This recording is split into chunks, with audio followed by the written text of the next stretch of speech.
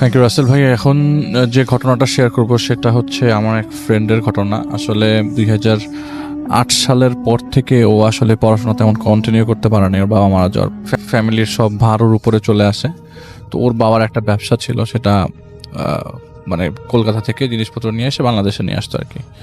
তো যশোর বর্ডারের সাথে কানেকশন, যশোর বর্ডার থেকে ওদের জিনিসপত্র আসতো আর কি। তো ওকে যশোর যেতে হতো প্রায় সময়। তো ওর যে খালা, ওর যে মা ছিল, সেই মার দুঃসম্পর্কের আত্মীয়র বাসায় সে যশোরে প্রায় সময় যে উঠতো আর কোন এলাকায় উঠতো যশোরে সেটা আর শেয়ার করছি না, 2010-এর ঘটনা। তো সেই বাসাটাতে প্রতি মাসে তাকে যেতে হতো, কারণ জিনিসপত্র সব আসতো হচ্ছে আপনার ওই যশোরে, এবং তার ওখানে একটা গোডাউন ভাড়া করা ছিল, সেখানে সেসব জিনিসপত্র রাখতো এবং একটা পর্যায়ে স্টেপ বাই স্টেপ ঢাকায় জিনিসপত্রগুলো নিয়ে আসতে হতো। তো ও যেত, এখানে 2-3 দিন থাকতো এবং থাকতেই হতো, মাস্ট থাকতে হতো। তো সেখানে থেকে ওই জিনিসপত্রগুলো কমপ্লিট করে ঢাকায় চলে আসতো। তো ওর রুটিন এরকম ছিল যে ঢাকা থেকে যশোর যাবে, যশোরে থেকে কন্ট্যাক্ট করে সব কিছু গোডাউনে নামিয়ে step by step procedure follow করে আবার 3 দিন পর ঢাকা ব্যাক করে চলে আসা। বাসা এটাই থাকতে হতো তাকে। হোটেলে থেকে প্রতি মাসে 3 দিন দরকার কি ওর, ও যেহেতু পরিচিত বাসা আছে। তো ওই বাসায় গেলে দেখা যায় যে দুঃসম্পর্কের আত্মীয় ছিল তার উনি আবার মানে ওনার ওয়াইফ ওই বাসাটা চালাতো। 2010-এ ওই মুহূর্তে উনি বেঁচে ছিলেন না। তো ওনার ওয়াইফের বয়স ছিল প্রায় 72। ওনার 2 ছেলে ছিল, একসাথে থাকতো আর কি। 3তলা বাসা, 3তলার 2টা ফ্ল্যাট। সেই 2টো ফ্ল্যাটের মধ্যে একটা ফ্ল্যাটে উনি গেলে থাকতো। একটা ফ্ল্যাট বলতে 2টা রুম আর কি, সাথে একটা ওয়াশরুম আছে, একটা রান্নাঘর আছে, আর পাশে একটা রুম ছিল, সেইটা আবার গোডাউন হিসেবে আরেকজনকে ভাড়া দেওয়া ছিল। তো ওই গোডাউন তার একদম তো পাশের রুমে আর কি, আর 4তলার ছাদ ছিল। তো উনি গেলে 3তলায় উঠতেন। তো সেদিন রাসেল ভাই অনেক বৃষ্টি হচ্ছে রাস্তায় যাওয়ার পথে, এবং টিকিট না পাওয়ার কারণে নন এসি বাসে যেতে হয়েছিল। তো নন এসি বাসের টাইম ছিল দুপুরবেলা। তো ও পৌঁছে হচ্ছে সন্ধ্যার দিকে, 12টার বাস ছিল, ও পৌঁছেছে ঠিক বিকাল 5:30-6টার দিকে। 6টার দিকে পৌঁছে যায়, এবং বাসে থাকা অবস্থায় বৃষ্টি নামে এবং ভালো ঝড় হতে থাকে, মানে গরমকালের তো এরকম সময়ের।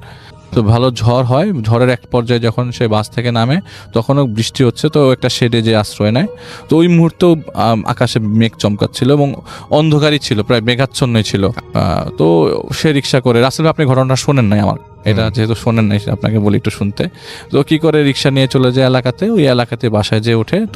তো ও বাসায় যায়, বাসায় পৌঁছানোর পর অন্ধকার, তখন মাগরিবের আজান হয়ে গেছে। বাসায় পৌঁছানোর পরে নিচে জাস্ট রিক্সা ভাড়াটা দিয়ে ঢুকবে এমন সময় দেখে ওই বাসায় গেলে নর্মালি ওকে সার্ভ করতে একটা ছোট্ট কাজের মেয়ে। সে মেয়েটার বয়স 12 কি 13 বছর হবে। তো দোতলায় উনি ওনার মার খালা হয় হিসাবে সম্পর্কে। তো উনিও আসলে ভুলে ভালে খালাম্মাই ডাকতো। তো মানে আমার ফ্রেন্ডটা ওই খালাম্মাই খালাম্মা বলতো। তো বলতো যে আমি দোতলায় দেখা করে যাই সবসময়, তো নক করব। তো নিচেই মেয়েটা দাঁড়ায় আছে, এবং এই জগতে আসলে ওই মুহূর্তে 2010 সালে, আজ থেকে 9 বছর আগে, কুপি নিয়ে দাঁড়ায় আছে রাসেল ভাই। মানে এটা ওই মুহূর্তে চিন্তা করতে করতে এক পর্যায়ে মেয়েটাকে বলে, এই কিরে কুপি কেন, চার্জ লাইট নাই? তো ওই মেয়েটা কোনো উত্তর দেয় না। তো মেয়েটা বলে যে আসেন, এতটুকুই বলে, এবং সিঁড়ি দিয়ে মেয়েটা উঠতে থাকে। তো মেয়েটার শরীরটা একদম অসাড় অবস্থা, মেয়েটা কি হাঁটতে পারে না নাকি? লাস্ট 2 বছর ধরে মেয়েটাকে দেখতেছে এই বাসায়। তখন মেয়েটা আরও ছোট ছিল, এখন 12 বছর বয়স। তো মানে মেয়েটা হাঁটতে পারছে না, উপরে উঠছে সিঁড়ি দিয়ে, মনে হয় উঠতে পারছে না। বলে কি রে, তোর শরীর খারাপ নাকি? তো কোনো উত্তর দেয় না। বলে যে খালাম্মা কোথায়, ওইটারও কোনো উত্তর নাই। বলে যে কারেন্ট কখন গেছে, এইটারও কোনো উত্তর নাই। চুপ করে। তো আরও কয়েকবার জিজ্ঞেস করলো, তোর শরীর খারাপ?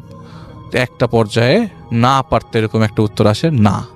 সিঁড়ি দিয়ে উঠে ওই মেয়েটা ওই কুপির আলোতে, ও বলে যে কুপির আলো মোবাইল আলোর থেকে বেশি।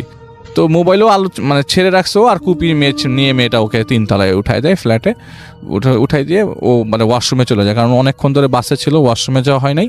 তো ঢুকেই ও ওয়াশরুমে চলে যায়। ওয়াশরুম থেকে প্রায় 5-7 মিনিট পর বের হওয়ার পরে ফ্রেশ হয়ে বিছানায় শুতেই খাওয়ার টেবিলে চোখ পড়ে। খাওয়ার টেবিলে আপনার রকমারি খাওয়া সাজানো। এরকম কখনো হয় নাই যে আসার পরপরই খাওয়া হয় নাই, আর খাওয়া মানে নর্মালি খাওয়া দাওয়া হয় আর কি।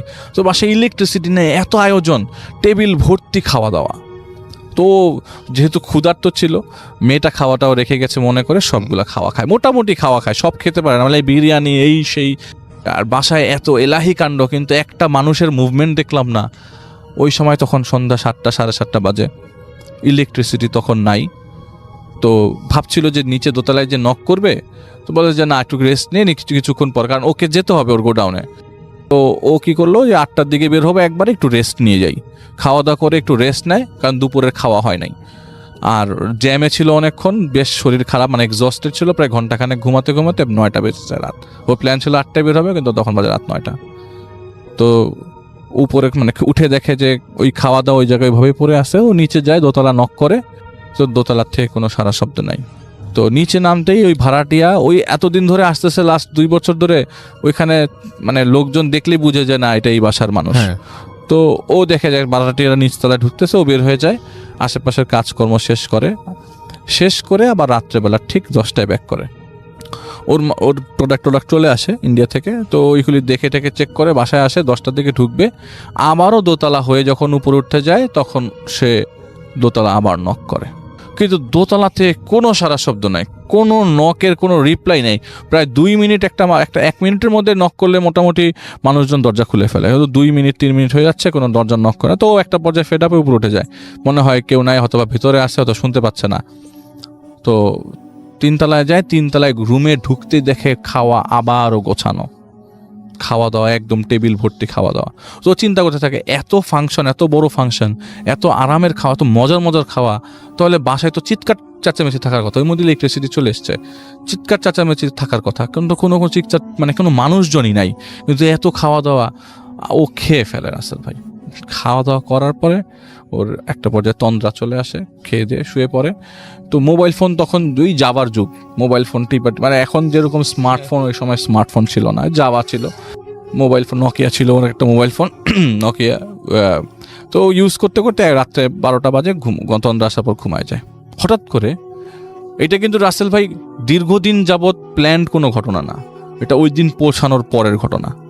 হঠাৎ করে রাতে ঘুম ভাঙে, কে জানি ওর কাঁধ ধরে ওই ফ্ল্যাটে খালি ও একা, কাঁধ ধরে টান, মানে কি কাঁধ ধরে ডাকার জন্য যেরকম ওর কাঁধ ধরে ধাক্কাচ্ছে। ও উঠে দেখে কেউ নাই, কিন্তু উঠার সাথে সাথে দেখে যে দরজা নক করছে কে জান। বলি এত রাত্রে, ঘড়ির মোবাইল ফোন দেখে, ঘড়ির কাটায় তখন রাত বাজে 1:30। ওয়াশরুমে একটু মুখটা ধুয়ে দরজাটা খুলতে যাবেন, আর দরজাটা আগে খুলুক, দেখে কে আসছে। দরজাটা খুলে দেখে সেই মেয়েটা কুপি নিয়ে দাঁড়ানো। তো এরকমভাবে বলছে যে, খালাম্মা আপনার সাথে দেখা করতে চায়, আপনি আসেন। বলে যে রাত তো এখন অনেক হয়েছে, তোমার খালাম্মারে বলে সকালে দেখা করবো। বলে না, নায়ের যে বলে যে না, যে বললো, মনে পুরো বিল্ডিংটা কেঁপে উঠছে, এত জোরে না, আপনি এখন আমার সাথে আসবেন। তো একটু রীতিমতো বিরক্ত হয়ে যায়, এত রাত্রেবেলা দেখা করতে চাইছে। তো ও কি করে, দরজা লাগে, নিচে নামবে প্ল্যানিং করতেছে, দেখে মেয়েটা উঠে ছাদের দিকে। এই কই যাও তুমি, নিচে আয়, তুই কই যাস, নিচে যা, নিচে নাম। বলে খালাম্মা উপরে আসেন। ও ছাদে যায় ওই মেয়েটার সাথে, ছাদে যাওয়ার পরে ছাদের মাঝখান পর্যন্ত চলে যায়। তখন বলে যে ওই যে খালাম্মা দাঁড়ায় আছে, খালাম্মার সাথে দেখা করে। ও যাবে এমন সময় পিছনে তাকায় দেখে মেয়েটাও নিচে চলে গেছে, মেয়েটা নাই ওই জায়গাটাই, আর নাই। ওই সামনে যাওয়ার পরে আসলেই সেই মহিলা, সেই ভদ্র মহিলা ওই জায়গায় দাঁড়ানো। জিজ্ঞেস করলো, কি রে বাবা, কেমন আছো তুমি, তোমার বাবা কেমন আছে? ফার্স্টেই গলদ, মারা গেছে আরো 2 বছর, 3-4 বছর আগে।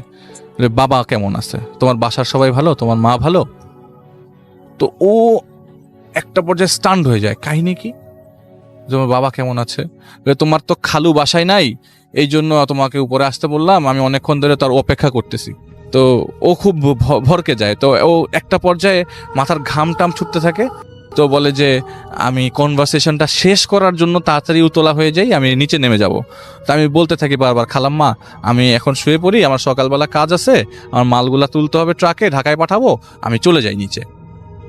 ওই মহিলা ওকে আসতে দিচ্ছে না, এবং ওর কথার কোনো রিপ্লাই দিচ্ছে না। উনি যাবতীয় কথা বলছে, ওনার গ্রামের বাড়ির কথা, ওনার গ্রামের বাড়ির সাতক্ষীরা, সেখানকার কথা, সেখানকার ঘটনা বলতেছে। কাহিনী কি, উনি থামতেছে না কেন? উনি কি আমার কথা শুনতেছে না, নাকি আমি ওনার কথা ভুল শুনতেছি?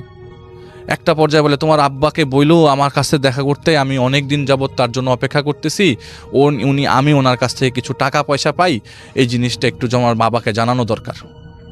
বাবা মারা, ও বুঝে গেছে যে এখন যেটা হচ্ছে ওর লাইফ, মানে এগুলি সব ফেক, এগুলি কিচ্ছু না, আমাকে এখন দৌড়াতে হবে।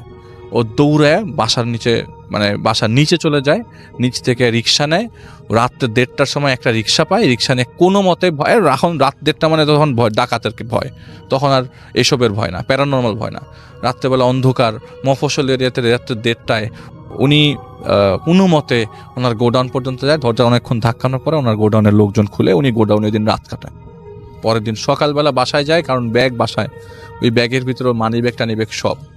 তো ওকে তো কয়েকদিন চলতে মানি ঢাকায় ব্যাগ করতে গেলে তো মানি ব্যাগ লাগবে, তো ওর জিনিসপত্রগুলো আনতে যায়, এমন সময় দরজা অনেকক্ষণ নক করে, তখন সকাল 10টা-11টা বাজে।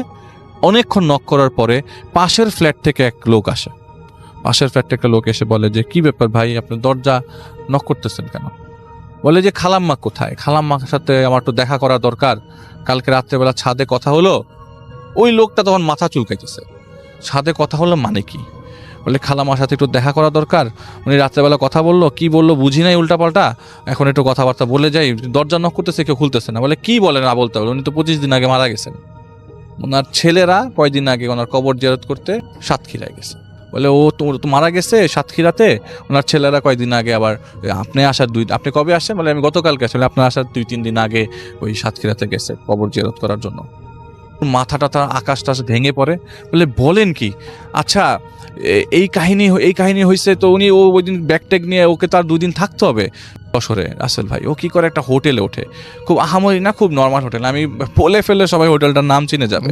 তো হোটেলে ওঠে, হোটেলে একটা নর্মাল রুম নেয় 3 তলায়, 3 তলার রেডি সব কিছু, 3 তলা রুম পায়, 302 নম্বর রুমের ভিতরে ঢোকে, রেস্ট নেয়, কাজকর্ম করে রাত্রে 10টায় ঢোকে, এবং সারাদিনের ধকল আর ওই গতকালকের ধকলটা ওকে খুব বেশি পড়াতে থাকে।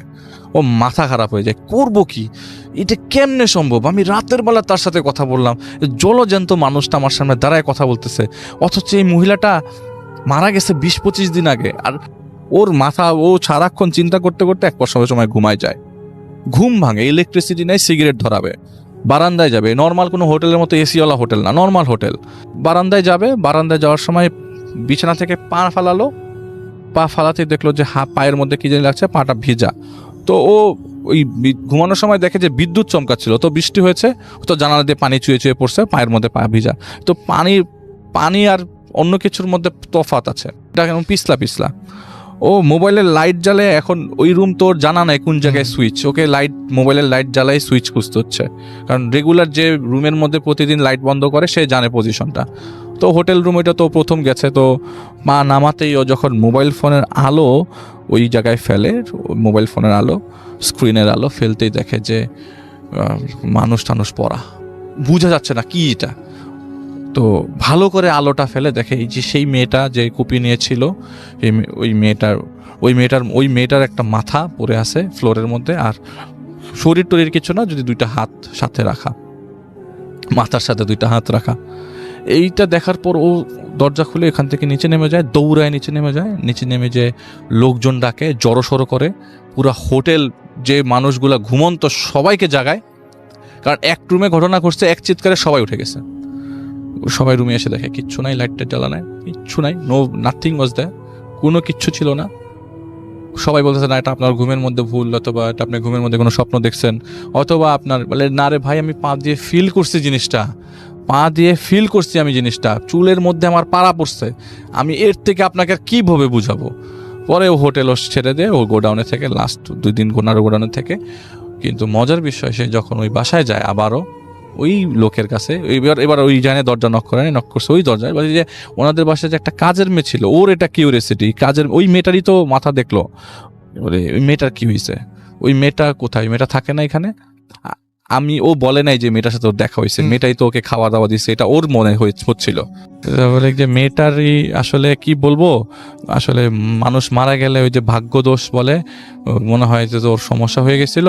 মেয়েটা মারা যাওয়ার 4 দিনের দিন, ওই খালাম্মা মারা যাওয়ার 4 দিনের দিন, মানে আপনাদের খালাম্মা, ওনার আপা আর কি, আপা মারা যাওয়ার 4 দিনের দিন, ওই মেয়েটার বাবা মেয়েটাকে নিয়ে চলে যাচ্ছিল, রাস্তার মধ্যে বাবার সহ মেয়েটা মারা যায় অ্যাক্সিডেন্টে, রোড ট্রাফিক অ্যাক্সিডেন্ট। ও তো ভাই ও বলে যে আমি এরপর থেকে আমার লোক পাঠাবো, আমি আর যশোরে যাব না। এই অবস্থায় আর যশোরে যাওয়া সম্ভব না।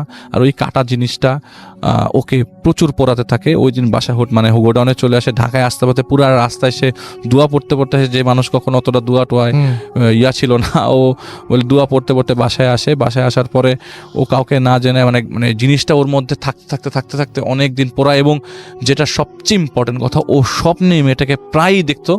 একটা পর্যায়ে ও একটা মানুষের কাছে যায়, বলে যে ভাই আমি সাইকোলজিস্টের কাছে যাই, সাইকিয়াট্রিস্টের কাছে, যে আমি এই ঝামেলায় পড়ছি। বলে যে এইটা একদিক দিয়ে সাইকোলজিক্যাল ডিফেক্ট, যে আপনি ওইখানে যে খাওয়া দাওয়া খাইছেন, আপনি যদি বলেন যে ওর খাওয়া দাওয়া খাওয়ার কারণে আপনি বারবার ওকে দেখছেন, যদি কোনো হুজুরের কাছে যান তাহলে ও আপনাকে এই কথাই বলবে। আর আমি বলবো এইটা আপনার ফিজিক্যাল প্রবলেম, যে আপনি এটা আপনি বারবার জিনিসটাকে চিন্তা করার কারণে এইটা আপনার ইমেজ বারবার ব্রেনের মধ্যে প্রতিফলিত হচ্ছে। এক কাজ করেন, ওষুধটা খান রেগুলার, এবং একটু হাঁটেন, সকালবেলা বিকালবেলা হাঁটেন, এবং ওষুধটাকে রাত্রে ঘুমান। তো ওই লোক ওই ডাক্তারটার ম্যাজিশিয়ানের মতো কাজ করছে ওই ডাক্তারের কথাটা শোনে, এবং প্রায় 2-3 মাসে এরকম প্র্যাকটিসের কারণে ও ভুলে যেতে থাকে। আস্তে আস্তে ভুলে যাওয়ার পর আর তেমন প্রবলেম হয় নাই। ভুলতে 2012 সাল এখন পর্যন্ত প্রবলেম হয় না, কিন্তু লাস্ট কয়েকদিন ধরে রাসেল ভাই আমাকে গোছাচ্ছিল এই ঘটনাটা শেয়ার করার জন্য। এটাই ছিল ঘটনা।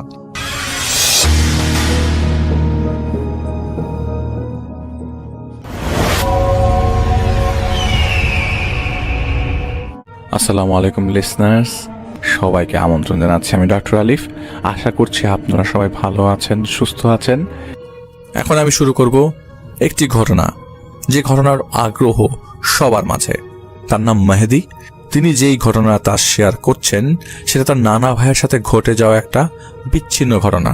তো ঘটনার সুবিধার্থে তাদের গ্রামের কিছু বর্ণনা দেওয়া যায়। তাদের গ্রামের নাম হচ্ছে কাউতলি। এটা তিতাস নদীর একটা শাখা নদীর মধ্যে পড়ে। কুরুলিয়া খালের পাশে এটা অবস্থিত।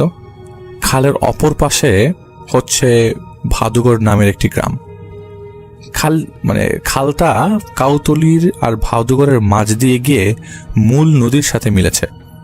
নদীর ওপারে ফারাঙ্গা নামের একটি গ্রাম আছে। কুরুলিয়া খালের বেশ দুর্নাম আছে।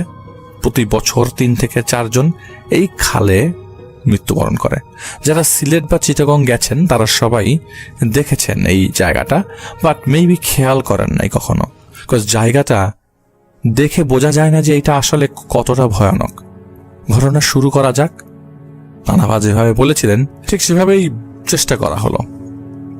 এটা পাকিস্তান পিরিয়ড ছিল। সালটা আসলে স্মরণ করা যাচ্ছিল না। ধান কাটা খালি শেষ হয়েছে তখন। তো তার নানার যেভাবে বলেছে, আব্বা আগেই এক নৌকা করে বেশ কিছু ধান নিয়ে গেছে। তার নানার বাবা। তো আমরা তার নানার ভয়েসে বলার চেষ্টা করছি। আব্বা আগেই এক নৌকায় করে বেশ কিছু ধান নিয়ে গেছে, আগেই চলে এসছে। আমি বাকি ধানটুকু নৌকায় তুলে, সব লেবারদের একটা নৌকায় তুলে, আমার বন্ধু মানিক মিয়া আর ছোট ভাই ফজলকে নিয়ে ওদের পেছনের নৌকা করে বাড়ির দিকে রওনা দিলাম। ওই সময়টায় মাগরিবের আজানের একটু বেশি হলে আধা ঘন্টা আছে। নিয়ত যে বাসায় যেয়ে নামাজ পড়ব।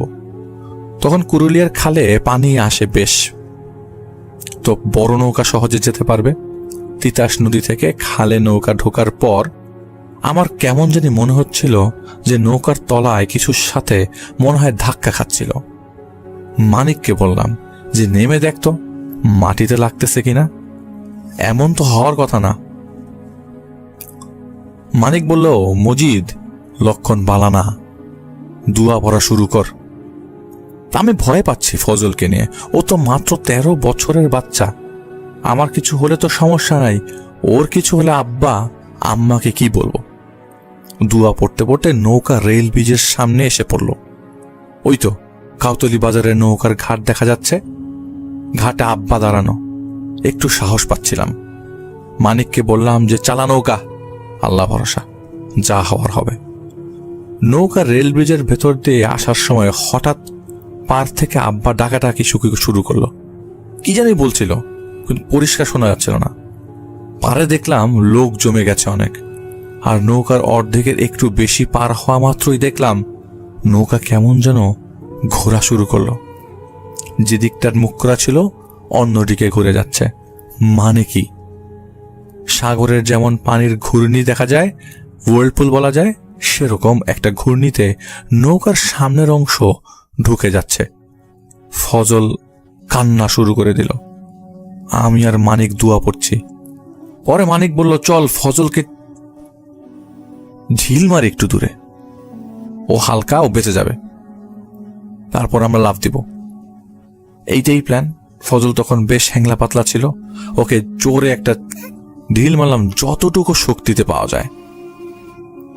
ও একটু দূরের পাড়ের দিকে চলে গেল। ও সাঁতার জানো, তাই ও বেঁচে যেতে পারবে, এরকমটাই প্ল্যান। ওকে ঢিল দেওয়ার পর দেখলাম যে ও একটু সামনে গিয়ে মনে হলো কেউ ওকে টান মারছে। নিচে থেকে আরো ও ডুবে গেল। মাথায় আকাশ ভেঙে পড়ছে, এই কি হলো আমার জন্য, আজকে এটা হলো। ফজলকে নিয়ে গেল, এখন কি হবে? মানিক আমাকে টান দিয়ে ধরে লাফ দিল। ও যে কিভাবে আমাকে পারে তুললো এটা শুধু ও জানে আর আল্লাহ জানে। আমি বেহুশ। হুশ ফেরার পর আব্বার কাছে শুনলাম 2 দিন আমার কোনো হুশ ছিল না, আর আমার জ্বর ছিল প্রচুর। পরে আমি কাঁদতে কাঁদতে জিজ্ঞেস করলাম, ফজল কোথায়? বললো যে এটা লম্বা কাহিনী, পরে বলবে। আপাতত ও আলহামদুলিল্লাহ ভালো আছে।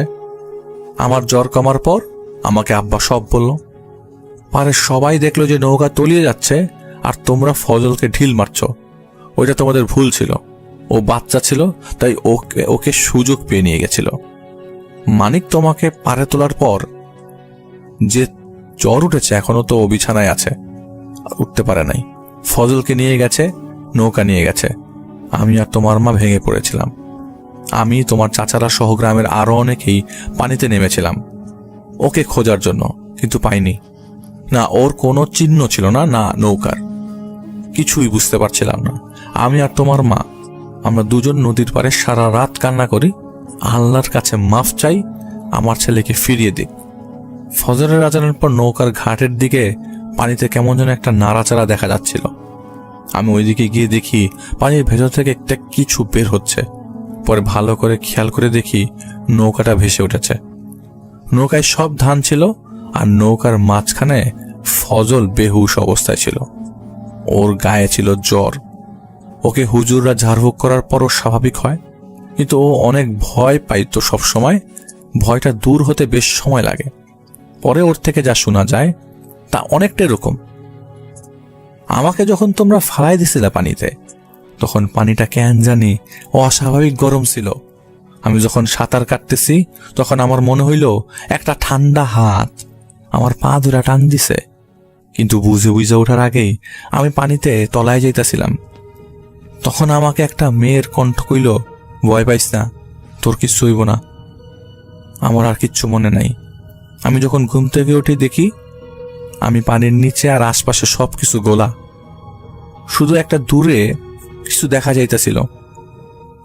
অবাক করা বিষয় হইছে, আমি শ্বাস নিতে পারতেছি পানির নিচে, আমার কোনো সমস্যা হইতেছে না।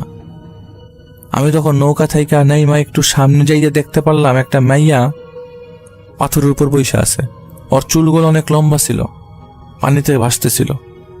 ও দেখতে অনেক সুন্দর ছিল, কিন্তু কণ্ঠটা কেমন যেন ঠান্ডা হয়ে যায় শরীরটা। ও আমাকে জিজ্ঞেস করলো, ফজল না তোর নাম? আমি বললাম, জি। আমি তো তোরা অনেক দিন ধরেই দেখি তুই এই নদীতে গোসল করস, সাঁতার কাটস, তোরা তো আমার অনেক ভাল লাগে, তোরা আমি আমার সাথে নিয়ে যাইতে চাই, তুই যাবি আমার সাথে? না গো, আমার আম্মা বাড়িতে কান্না করব, আমি আপনার সাথে যাইতে পারবো না। তোর মা তো কান্না করতেছে নদীর পাড়ে দাঁড়ায়া, আর তোরে দিয়া দিতাম কইতেছে। আমার তো তোরে ছাইরা দিতাম মন যেতেছে না। তোর কি ইচ্ছা? তুই কি থাকবি আমার লগে? অনেক আরামে থাকতে পারবি আমার সাথে থাকলে। আমার আম্মাকে কষ্ট দিয়ে আমি আরামে থাকলেও আমি শান্তি পাবো না। আল্লাহর রাস্তা আমার ছাইরা দেন। তখন ওই কিছু একটা বলল, আমি না হয় তোরে ছাইরা দিলাম, কিন্তু অন্যরা কিন্তু তোরে আবার যদি পানিতে পায় তাহলে কিন্তু ছাড়বো না। তুই কিন্তু আর পানিতে নামিস না। আমি তোর ভালার লেগেই কইতাছি। আচ্ছা ঠিক আছে, আমি আর নামবো না। পরে ওই জিনিসটা আমার চোখে হাত দিল। ওরা আমার আর কিছু মনে নাই। আমি যখন উঠলাম তখন দেখি তোমরা সবাই আমার পাশে আশেপাশে। এরপর থেকে আব্বা আর ফজলকে পানির ধারের কাছে যেতে দেন না। আমাদের জানমান আল্লাহ রক্ষা করেছেন, ওইটাই বড় কথা। মাঝখানে কি হয়েছে এটা আমাদের কাছে কিছু যায় আসে না। এই ঘটনাটা মেহেদি সাহেবের গ্রামের সব বয়স্কদের জানা। ঘটনাটা অনেকটা লোকাল মিথের মতো, অনেকটা লোকাল মিথ বলেই বলা চলে আর কি। 2016 সালে সেই ফজল নানা মারা গেছেন এবং আল্লাহ তাকে জান্নাতবাসী করুক। যেহেতু ফজল নানার ঘটনা আমরা শেয়ার করলাম, তিনি যখন ছোট ছিলেন, তো অনেক অনেক বয়স্ক, অবশ্যই অনেক আগের কথা। তো তার ঘটনার জন্য অনেক অনেক ধন্যবাদ মেহেদী ভাই, আপনার ঘটনার জন্য। আমি আরেকটা ঘটনা বলবো আপনাদেরকে সবাইকে, যেই ঘটনাটা আমাদেরকে পাঠিয়েছেন মার্জিয়া মেহজাবিন আপু। ইদানিংকালে তার ঘটনার বেশ সুনাম রয়েছে এবং মার্জিয়া মেহজাবিন আপু বেশ কিছুদিন যাবত আমাদের কাছে খুব ভালো ভালো ঘটনা পাঠাচ্ছে বিধায় আমরা তার আরেকটি ঘটনা শেয়ার করছি। 1987 সালে শঙ্কর, যেটি একটি ছদ্মনাম, ধামরাইয়ের একটি শ্মশানে দায়িত্বরত রয়েছেন প্রায় 30 বছর ধরে। মৃতের গোসল থেকে পোড়ানো, মানে দাহ করা পর্যন্ত সব কাজই তিনি করে থাকেন। তার 2জন ছেলে আছে, 2টা ছেলে অয়ন এবং অর্ণব। তারা দুজনও সেই শঙ্কর কাকার সাথে তার কাজে সাহায্য করেন এবং একদম ছোট থেকেই শঙ্কর কাকা তখন প্রথম সন্তানের বাবা হয়েছেন, অর্থাৎ তখন তার ছেলে অয়নের জন্ম হয়েছে। মাত্র কয়েকদিনের শিশু ছিল সে। অয়ন শঙ্কর কাকার কাজ না থাকলে বেশিরভাগ সময় তার পরিবার, তার ছেলেদের সাথে কাটাতেন এবং তার স্ত্রীকে সময় দিতেন, কারণ 2টো ছোট ছোট বাচ্চা। তার স্ত্রীকে একদিন সময় দিতেন তো রেগুলারলি। এক রাতে তিনি স্ত্রী পুত্র সমেত ঘুমিয়েছিলেন। রাত তখন আনুমানিক 11টা বাজে। যখনকার ঘটনা, তখনকার সময় রাত 11টা অনেকটা গভীর রাত হিসেবে বিবেচিত হতো। তো যাই হোক, বাহির থেকে কেউ একজন ডাকে, শঙ্করদা, ও শঙ্করদা, বাইরে আহো, একটু তাড়াতাড়ি আহো, শবদেহ আইছে, কাম আছে, শঙ্করদা আহো। শঙ্কর কাকা উঠলেন, তো তিনি বললেন, খাড়াও আমি আইতাছি। তিনি বলে তিনি দেখলেন যে তার সাথে কাজ করে যার নাম ছিল বিমল, সে দাঁড়িয়ে আছে। তো শঙ্কর কাকা বের হলেন, তার সাথে হাঁটতে হাঁটতে শ্মশানের দিকে এগোতে লাগলেন। তো এর মধ্যে তিনি দেখলেন যে ভেতরে কিছু লোক, যখন শ্মশানের কাছে চলে আসেন তখন দেখেন ভেতরে কিছু লোক একটা লাশ নিয়ে দাঁড়িয়ে আছে। তো শঙ্কর কাকা আর বিমল দুজনকে লাশের সাথে থাকা একজন এগিয়ে আসে তাদেরকে দেখে এবং শঙ্কর কাকার হাত ধরে বলে, দাদা, ও দাদা, দেখো বাবা নেই গো দাদা, বাবা চলে গেল দাদা, আমাদের ছেড়ে চলে গেল দাদা, তুমি একটু শেষ গোসল দিয়ে দাও। তো শঙ্কর কাকা লোকটাকে চিনলেন, কেননা সে ছিল তাদের পার্শ্ববর্তী এলাকার একজন প্রভাবশালী লোক, ছিল নাম তার রঘুনাথ। তো শঙ্কর কাকা বললেন, যখন আমি শবদেহ, মানে তিনি বলছিলেন যে আমি যখন লাশ স্নান করাতে যাই তখন আমি দেখি যেটা রঘুনাথের ছেলের লাশ, আর সেই লাশের মাথার খুলিটা না আলগা, দেহ থেকে মাথাটা আলাদা, চোখে তুলো দেওয়া ছিল আর গলায় দড়ির দাগ। তখন আমি বুঝে যাই যে এটা সাধারণ মরা না, এইটা আত্মহত্যা, নিশ্চিত আত্মহত্যার মরা। কিন্তু আমি যদি একে স্নান দিতে আর পোড়াতে মানা করি তাহলে আমার সমস্যা হবে, যেহেতু এরা প্রভাবশালী। তাই আমি কিছু না বলে লাশটাকে স্নান করিয়ে মন্ত্র পড়া শুরু করে দিই। মন্ত্র পড়ে সব জোগাড় যন্ত্র করি, চিতাই উঠাই। কিন্তু একটা বিষয়ে খেয়াল করি যে আমার আশেপাশে যে কে একজন কান্না করছে, শব্দ পাচ্ছি। আমি হালকা শব্দের সেই কান্নার আওয়াজ পাচ্ছিলাম একদম পরিষ্কার, তবে খুব একটা পাত্তা দিই না। আমি আমার কাজ করতে থাকি। মৃতের দাহ সম্পন্ন করার পর এখন আমার বাড়িতে ফিরতে হবে। শেষ রাতে বাড়ি ফেরার পথে কিছু দূর যাবার পর হঠাৎ করে আমি একা হয়ে যাই। আচমকা, আমার একা হওয়ার কথা না, আমি একা হয়ে যাই। পেছন থেকে কেউ একজন আমায় সজোরে টান মারে, আমি পড়ে যাই, সাথে সাথে প্রচন্ড ব্যথা পাই। সেই ব্যথা নিয়ে যখন পেছনে তাকাই কিছুই দেখতে পাই না। সেখানে আমি কোনো রকম উঠে মন্ত্র জপা শুরু করি, মন্ত্র জপতে জপতে হাঁটা শুরু করি। এদিকে ব্যথায় আমার বেশ কষ্ট হচ্ছিল হাঁটতে। কিছু দূর আসার পর একটা বট গাছ ছিল, সেখান দিয়ে যাবার সময় কিছু একটা ধূপ করে আমার সামনে পড়ে। আমি 2 কদম পিছিয়ে যাই, কারণ কোনো কিছু আপনার সামনে পড়লে আপনি সাথে সাথেই সেটাকে ক্রস করে যাবেন না, অবশ্যই সেটার পেছনে চলে আসবেন। ভয় দেখে আমার সামনে একটা কুকুরের আধ খাওয়া মাথা এসে পড়েছে।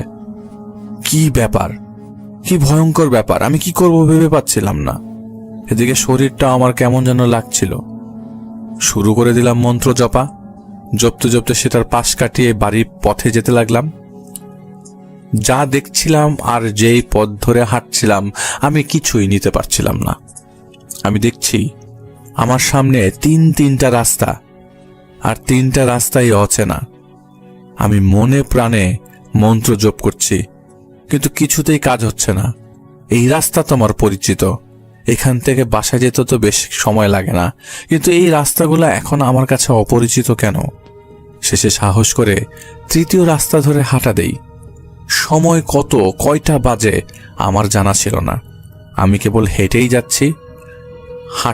হাঁটতে হাঁটতে আমি এবার একটা খোলা মাঠে এসে পড়ি, আর সেখানে দেখতে পাই কালো ছায়ার মতো কিছু লোক দেখতে একটা জীবিত মানুষকে খাটিয়ায় তুলে একটা অগ্নিকুণ্ডলীর চারপাশে ঘুরছে আর মন্ত্র পড়ছে।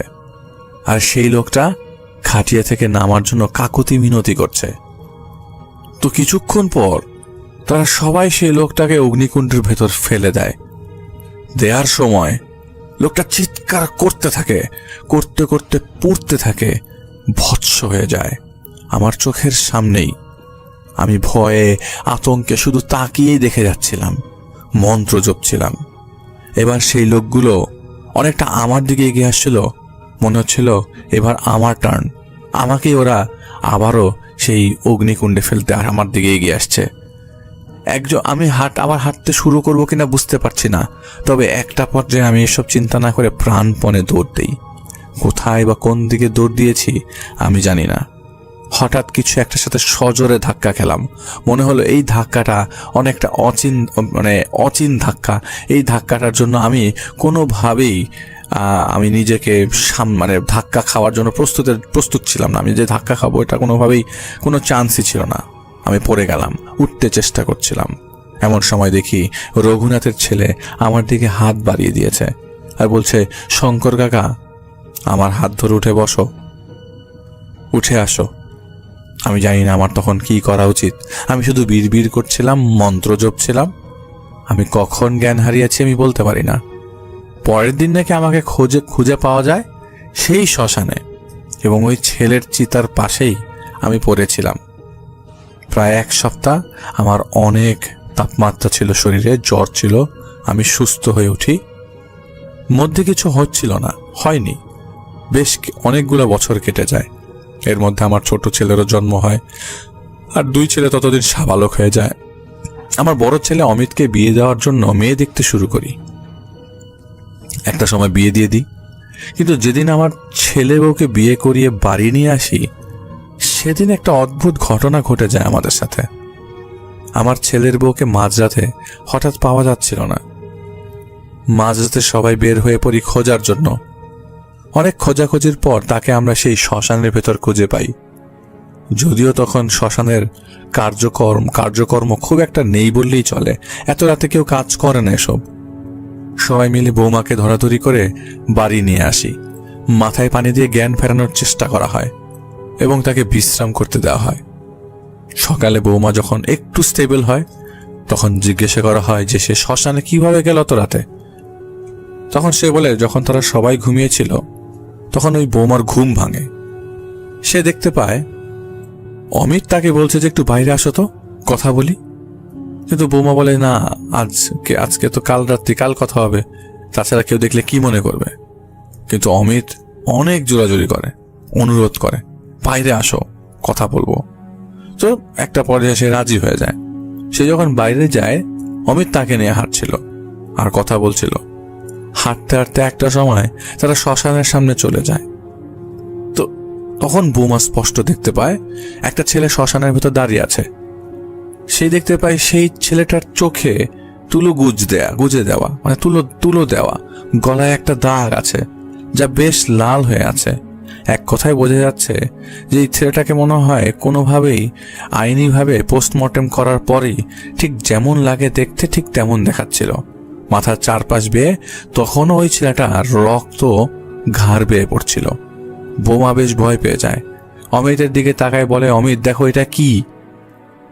তো অমিত কোনো কথা না বলে হো হো করে হেসে ওঠে, বলে, চলো আমরাও গলায় দড়ি দেই, বলে হাসতে হাসতে বোমার দিকে একটা দড়ি এগিয়ে দেয়। আর তখনই আর কোনো কিছু চিন্তা করার শক্তি না পেয়ে তিনি জ্ঞান হারিয়ে ফেলে। আর তারপর আমরা তাকে সেখানে যেয়ে খুঁজে পাই। সকালে তাকে আমাদের এক পরিচিত পুরোহিতকে দেখানো হয়। আস্তে আস্তে সে ধীরে ধীরে সুস্থ হয়, কিন্তু প্রায় সময় সেই শ্মশানে সেই ছেলেকে দেখতে পায়। এরপর আমরা আবারও আরেকজন পুরোহিতকে দেখানো হয়, ডাক্তার দেখানো হয়, কিন্তু বৌমার ভেতর থেকে এই সমস্যা আর যাচ্ছিল না। দিন দিন সেটা বাড়তেই থাকে। এর মাঝে বৌমা আমাদের গর্ভবতী হয়। ভয় আতঙ্ক সব নিয়েই তিনি একটি পুত্র সন্তান জন্ম দেয়। যেদিন আমার নাতিটার জন্ম হয় সেদিন রাতেই আমার ছেলের বউটি গলায় দড়ি দিয়ে মারা যায়। কি কারণে, কেন মারা গেছে তা কখনোই জানা যায়নি। এই ছিল শঙ্কর কাকার একটি ঘটনা। যেটি আসসালামু আলাইকুম এভরিওয়ান, রাসেল ভাইয়া এবং সকল লিসনার্স, আশা করি আপনারা সবাই ভালো আছেন, সুস্থ আছেন। আমি রেদওয়ান মাহিন, থাকি উত্তরাতে। আমি পড়াশোনা করছি ইন্ডিপেন্ডেন্ট ইউনিভার্সিটিতে। তো আজকে যে ঘটনাটা আমি শেয়ার করব সেটা আমার সাথেই ঘটে যাওয়া ঘটনা এবং ভূত এফএমে দেওয়া আমার লাইফের প্রথম ঘটনা। তো আশা করি আপনাদের কাছে ভালো লাগবে। তো দেরি না করে শুরু করলাম। আমি তখন ক্লাস 1-এ পড়ি। আমার ছোট ভাই বোন তখন হয়নি। তো আমি আম্মু বাবার সাথেই ঘুমাইতাম। একদিন আমার ভোরবেলা আমার ঘুমটা ভেঙে যায়। তো বলে রাখি রাসেল ভাই, আমি যেভাবে মানে আমাদের রুমটা যেরকম ছিল সেটা হচ্ছে যে আমার মেন কথা হচ্ছে মশারি টানানো ছিল, আর আমার হাতের ডান সাইডে জানালা ছিল। সো ভোরবেলা যত আমার ঘুমটা ভাঙছে, ভোরের একটা আলো কিন্তু আমাদের ঘরে পড়তো, ঠিক আছে। আমার হাতের ডান সাইডে বাবা, বা সাইডে আম্মু, এভাবে, আর আমি মাঝখানে শুয়ে আছি। তো হঠাৎ ঘুমটা আমার গাঢ় একটা ঘুম, বাট কেন কি কারণে জানি আমার ঘুমটা ভেঙে যায়। তো আমি খেয়াল করলাম আমার পা বরাবর, মানে আমি তো শুয়ে আছি, মানে আমার একদম সোজা কিছু একটা মানে 4-5 জন কালো বোরখা পরা, মানে বোরখা, মানে একটা অন্ধকার রুমে কেউ যদি বোরখা পরে আসে কিরকম লাগবে? একটা ছায়ার মতো লাগবে না? অবশ্যই ছায়ার মতো লাগবে। তো এরকম কিছু একটা হাঁটাহাঁটি করতেছে। তো বলে রাখি একটা ব্যাপার, সেটা হচ্ছে যে মশারি টানানো ছিল।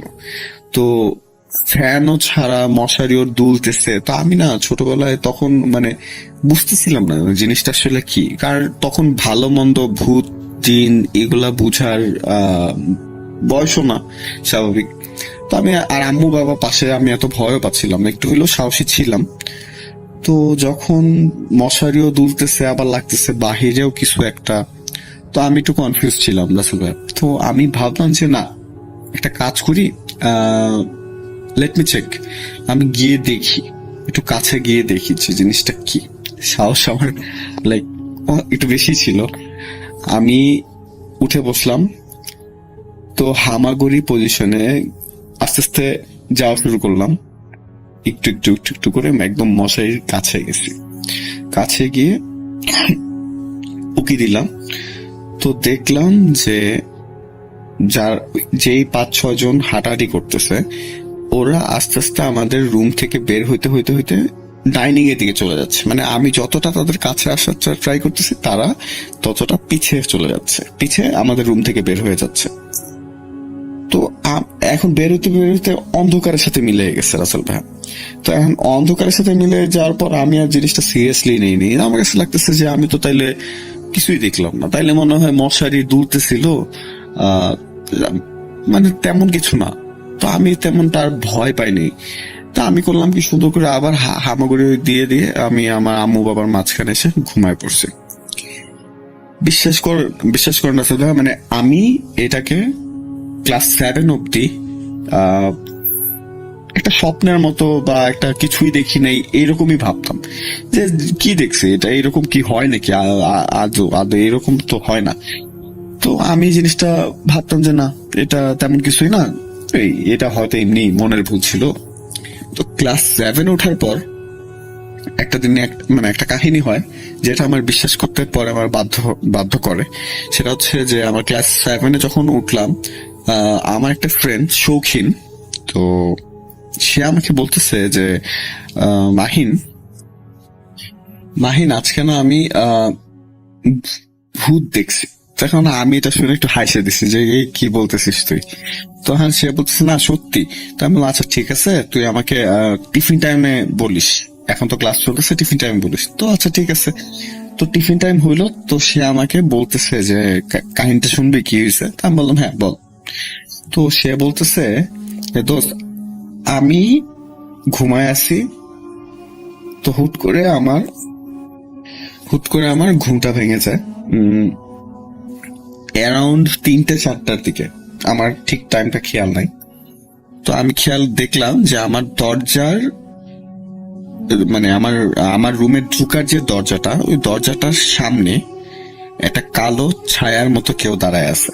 তখন আমি ওকে বলতেছি দাঁড়া ওয়েট, কালো ছায়ার মতো মানে অ্যাজ লাইক কোন বোরখা পরা কোন মহিলা যদি দাঁড়ায় থাকে, যেমন দেখায় ওইরকম কিছু। তাহলে সে বলতেছে যে হ্যাঁ ওইরকমই। বিশ্বাস করে রাসেল ভাই, আমার তখন পুরো গায়ের লোমটা দাঁড়ায় গেছে। আমি ঠিক আমার ক্লাস 1-এর দিকে চলে গেলাম। ক্লাস 1-এর কাহিনীটা আমার মনে পড়ে গেল। তা আমি পরে বলতেছি হ্যাঁ হ্যাঁ হ্যাঁ বল। তো ও বলতেছে দাঁড়া, তুই কেমনে জানলি যে সে মানে বোরখা পরা টাইপের এরকম। তা আমি বললাম যে দেখ, আমার সাথে আমার একটা কিছু হয়েছিল, বাট আমি তখন অনেক ছোট ছিলাম, তো আমি ভালো মন্দটা বুঝতাম না। অবশ্যই যদি সেই জিনিসটা এখন আমার সাথে এই মুহূর্তে ঘটতো, তাহলে আমি অবশ্যই হয়তো রিয়াক্ট করতাম। আচ্ছা যাই হোক, বল তোর কাহিনীটা বল। পরে সে বলতেছে যে আচ্ছা তারপর কি হইলো। আমি যখন ওটাকে দেখছি, তো আমি তো দেখার পরে বুঝে গেছি যে এটা কোনো মানুষ, সামথিং এলস, মানে লম্বা চিকন, আর সবচেয়ে বড় কথা হচ্ছে কালো, একদম বডির কোনো পার্ট বোঝা যাচ্ছে না, একদম শ্যাডোর মতো। তো সাডেনলি আমি যখন ওকে দেখছি, দেখার পর আমি ভাবতেছি যে আম্মু বলে একটা চিৎকার দিব, আম্মু বাবা মানে আল্লাহর নাম নিয়ে একটা চিৎকার দিব। বুঝতেছি না ওর মাথা কাজ করতেছে না, কি করবে। তো ও ভাবতেই মানে ওই জিনিসটা না তার দিকে হাত উঁচু করছে। তার মানে ও খেয়াল করলো যে ওই জিনিসটা দূরের থেকেই তার দিকে একটা হাত উঁচু করছে। যেই না হাত উঁচু করছে, সে না ভয় পেয়ে গেছে। সে দিছে একটা চিৎকার, আম্মু বলে একটা চিৎকার দিছে। সাথে সাথে ও খেয়াল করলো ওই জিনিসটা এত জোরে দৌড় দিছে, ওয়ালের সাথে লেগে সাথে সাথে ভ্যানিশ হয়ে গেল। মানে সেকেন্ডের মধ্যে সে দেখলো যে জিনিসটা ওয়ালের সাথে লেগে ভ্যানিশ। ও রাসেল ভাই, আমি একটা পয়েন্ট মিস করছি। সেটা হচ্ছে আমি যখন ছোট ক্লাস 1-এ থাকতে ওই জিনিসগুলোকে দেখছিলাম, ওরাও ঠিক এরকমই ছিল যে ও 5-6 জন, আমি তো 5-6 জনকে দেখছি, ওরা 5-6 জন কিন্তু একে অপরের সাথে গায়ে যে লাগতেছে ভেদ করে বের হয়ে যাচ্ছে। সাপোজ আমি আপনার গায়ে লাগলাম, আমি আপনার ভিতর দিয়ে বের হয়ে গেলাম, আবার মানে আপনি আমার গায়ে লাগলেন, আমি আবার আপনার সামনের দিক দিয়ে বের হয়ে গেছি, মানে জাস্ট ভ্যানিশ হয়ে যাচ্ছি। দুজনের সাথে বাড়ি খাচ্ছি, আবার বাড়িতে বের হয়ে যাচ্ছি, এইভাবে আর কি। মানে কেউ কাউকে ডিস্টার্ব করতেছে না, সবাই সবার মতো হাঁটাহাঁটি করতেছে, কেউ কারোর সাথে ক্ল্যাশ করতেছে না, এরকম।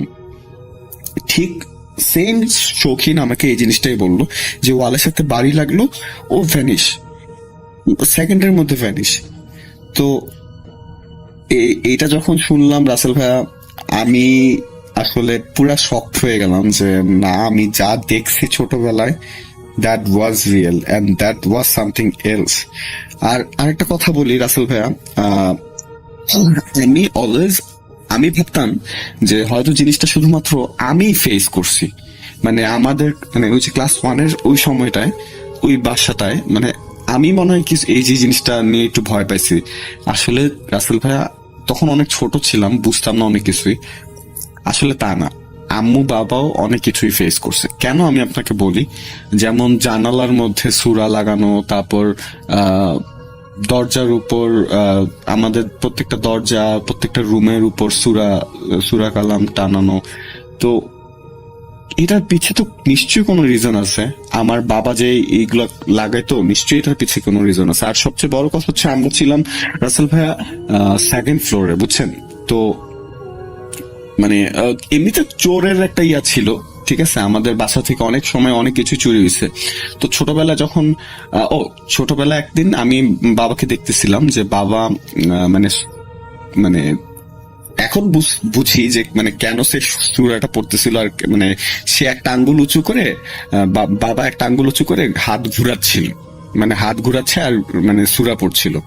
তো আমি বাবাকে তখন জিজ্ঞেস করলাম যে বাবা, মানে তুমি কি করতেছো? তো বাবা বলতেছে যে এটা এইভাবে সূরা পড়লে কোন চোর আমাদের পাশে আসতে পারবে না। তো আমি বললাম তাহলে এমনি হাত ঘুরাইলে কি হয়? তো বলতেছে যে এটা বন্ধ করে দিলাম, মানে এইভাবে হাত ঘুরিয়ে ঘুরিয়ে দোয়া পড়লে আল্লাহ মনে করো আমাদের বিল্ডিংটাকে একদম কস্টেপের মতো ইয়া করে দিল, যে কোনো ঝড় তুফান, তারপর চোর টোর এগুলো আসতে পারবে না। আমি পরে বললাম ও আচ্ছা ঠিক আছে বাবা। মানে আমাকে সে বুঝাইছে, but that was something else. তারা নিশ্চয়ই কোনো কিছু ফেস করছে যেটা আমি ভয় পাবো, বাচ্চা ছেলে বলে তারা আমাকে বলতো না। যাই হোক, তো রাসেল ভাইয়া এটাই ছিল আমার ঘটনা।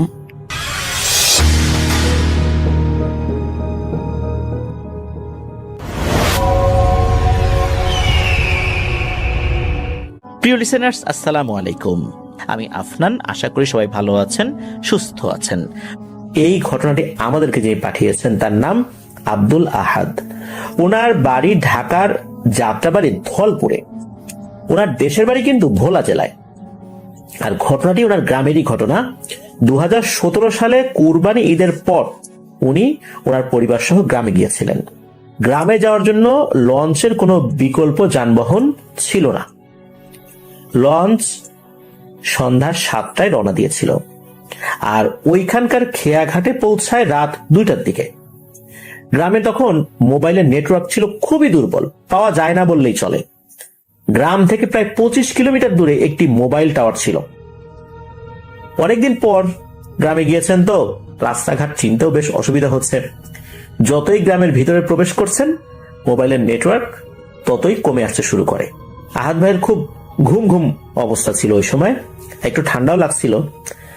রাতের বেলা গ্রামের পরিবেশ বা চারপাশটা কেমন হয় তা তো আমরা জানি, বিশেষ করে এত রাতের বেলা একদম নিস্তব্ধ, ঝিঝি পোকার ডাক। খেয়াঘাটের সামনে থেকে ওনারা একটা সিএনজি নিয়েছিলেন। সিএনজি চালক ওনাদেরকে দেখেই বুঝে গিয়েছিলেন যে ওনারা বেড়াতে এসেছেন এখানে। আগে তো কখনো দেখেন নাই, বোঝা গেল যে শহর এলাকায় থাকেন, বেড়াতে এসেছেন।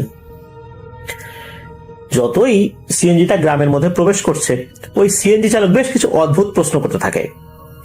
প্রশ্ন করছে যে এত রাতের বেলা কেন নামলেন, খেয়াঘাটেই থাকতেন, ফজরের আজান দিলে তারপরে রওনা হতেন, আপনাদের বাড়িতে কেউ মারা গেছে নাকি যে এত রাতের বেলা এত ইমার্জেন্সি যাচ্ছেন।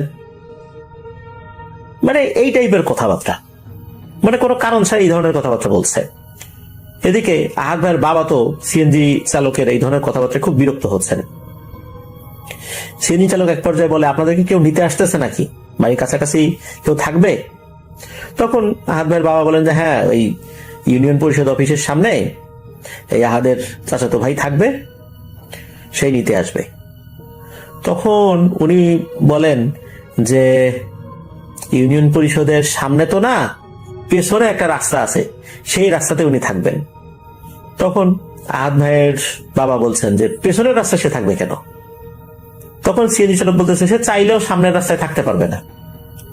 এই কথা শোনার পর আহাদ ভাইয়ের বাবা খুব বিরক্ত হয়ে বলেন, আপনি মিয়ার কথা বলেন না তো, চুপচাপ থাকেন, আপনার সোজা ইউনিয়ন পরিষদের কাছে নিয়ে যান তো।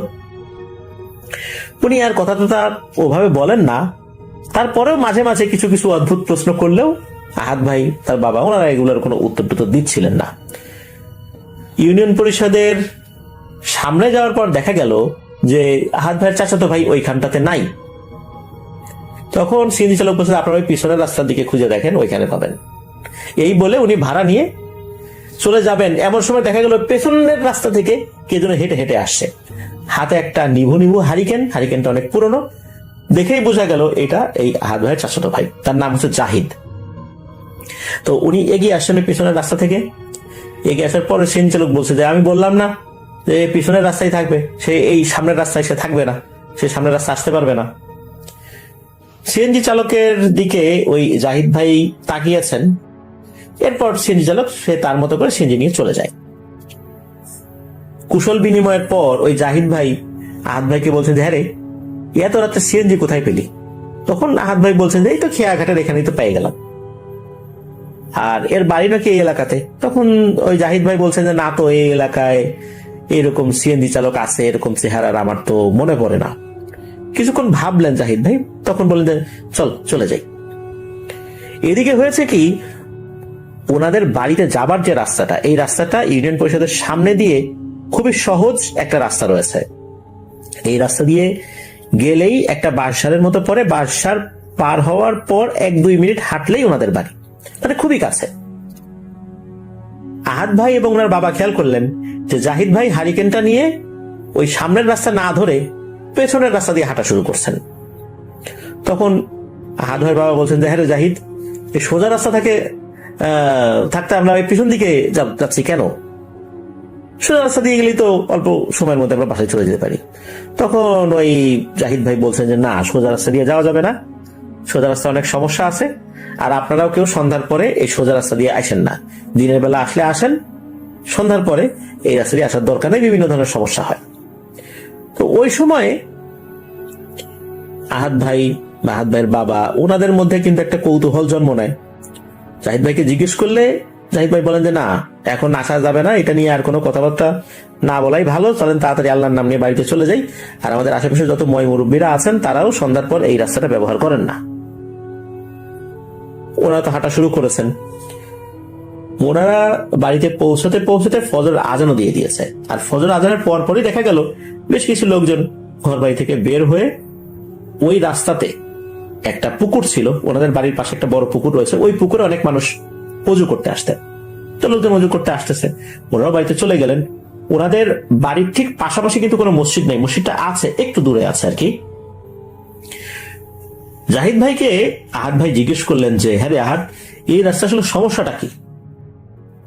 তখন ওই জাহিদ ভাই বলেন যে আসছিস কয়েকদিনের জন্য বেড়াতে, এখন এসব কিছু জানার দরকার নাই, অযথা আনন্দ নষ্ট হয়ে যাবে, শুধু মাগরিবের পরে এই রাস্তাটা ব্যবহার করিস না, তাছাড়া সবকিছু স্বাভাবিক, দিনের বেলাতে রাস্তা ব্যবহার কর, মানে মেইন রাস্তাটা, আর সন্ধ্যার পরে এই পেছনের রাস্তাটা ব্যবহার করতে হবে।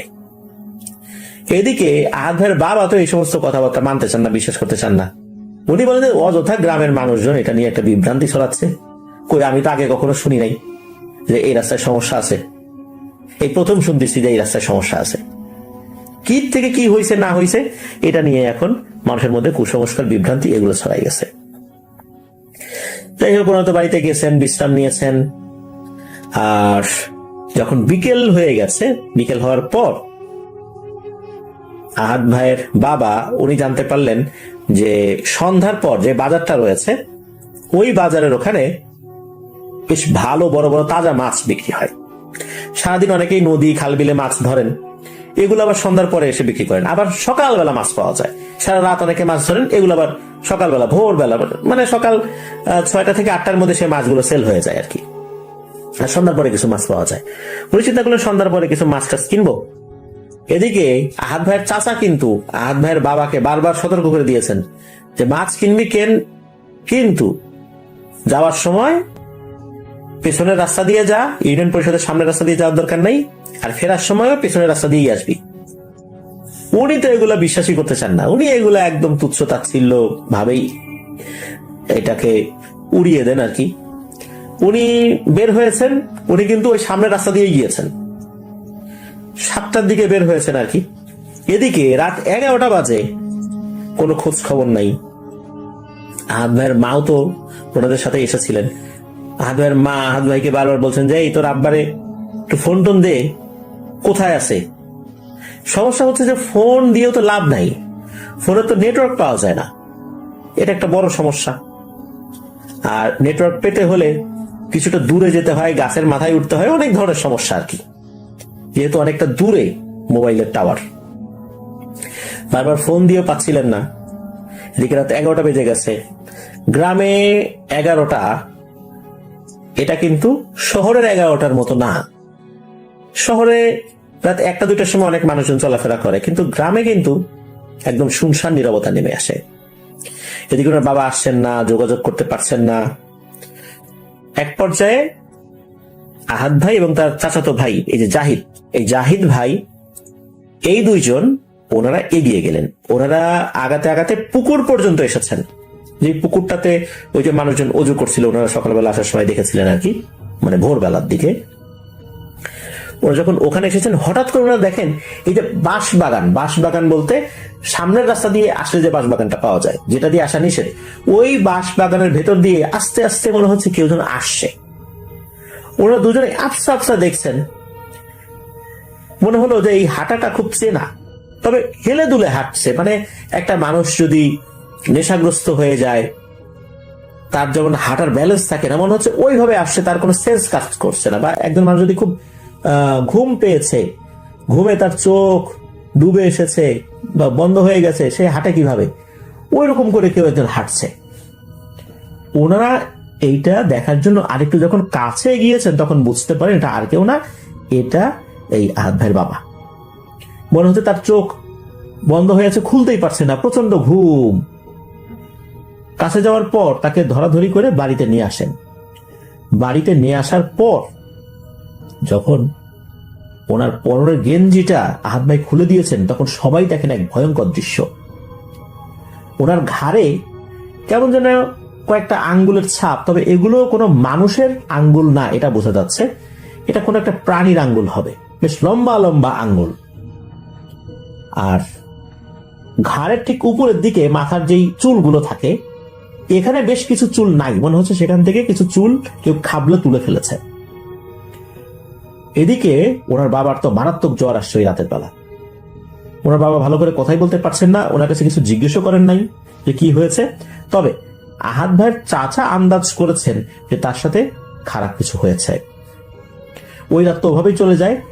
পরের দিন বিকেল বেলা ওনার আব্বু কিছুটা যখন স্বাভাবিক হয়েছেন, তখন তাকে জিজ্ঞেস করা হয় গত রাত্রে হয়েছিলটা কি।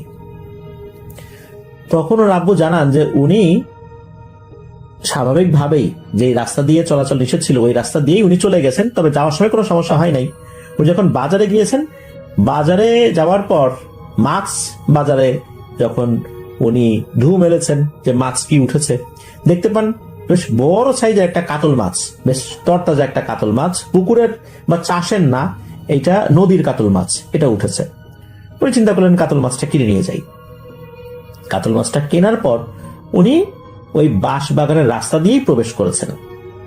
তখন যে খুব বেশি রাত তা কিন্তু না, ওই যে উনি সন্ধ্যা 7টার দিকে গিয়েছেন, অল্প সময় লেগেছে যেতে, হয়তোবা তখন 8টা, 8:30 বাজে যে উনি যখন ফিরছিলেন আর কি। উনি যখন ফিরছিলেন ওই রাস্তা দিয়ে, হঠাৎ করে উনার কানে এক ধরনের একটা শব্দ আসে। শব্দটা এক ধরনের শো শো শব্দ, এটা যে বাতাসের শো শো শব্দ বিষয়টা এরকম না। অনেক সময় টেলিভিশনে যদি ঝিরঝির এরকম আওয়াজ আমরা পেতাম ছোটবেলাতে, এক ধরনের শব্দ হতো, খড়খড় শব্দ বা শো শো শব্দ, এরকম একটা শব্দ আসতো, ওই রকম শব্দ। মনে হচ্ছে এই শব্দটা আস্তে আস্তে ওনার শরীরে টাচ করেছে, ওনার একটা অনুভূতিও হচ্ছে, ওই শব্দ হচ্ছেই। কিন্তু ওনার পায়ের গোড়ালি থেকে আস্তে আস্তে হাঁটুর পেছনে, এরপর ওনার কোমর পর্যন্ত এসে পিঠ বেয়ে ঘাড় পর্যন্ত আসছে এই শব্দটা। উনি যখন পেছন দিকে তাকিয়েছেন, উনি দেখেন ভয়ঙ্কর একটা জিনিস, একটা খাটো অবয়ব, মুখের আকৃতিটা খুবই ভয়ঙ্কর, এর চোখগুলো হলুদ বর্ণের, অন্ধকারের মধ্যে এটা যে হলুদ বর্ণের স্পষ্ট বোঝা যাচ্ছে। পুরো শরীরটা কালো লোম দিয়ে আবৃত, আর এই জিনিসটাই এরকম শো শো শব্দ করছে। এটা কি আসলে কোনো প্রাণী নাকি কোনো শিম্পাঞ্জি, এটাও বোঝা যাচ্ছে না।